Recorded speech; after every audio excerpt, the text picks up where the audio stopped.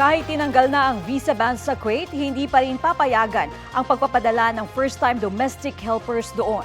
Sa panayam kay Department of Migrant Workers Secretary Hans Kakdak ng Super Radio DZBB, mga domestic worker na mayroon ng experience at first-time skilled workers ang tanging papayagan. Ipatutupad ang pagbabago sa polisiya simula sa kalagitnaan ng susunod na buwan. Ayon pa kay Kakdak, may nakalatag ng sistema para protektahan ng mga OFW gaya ng pagkakaroon ng whitelist at blacklist ng mga recruitment agency at pagkakaroon ng welfare officers.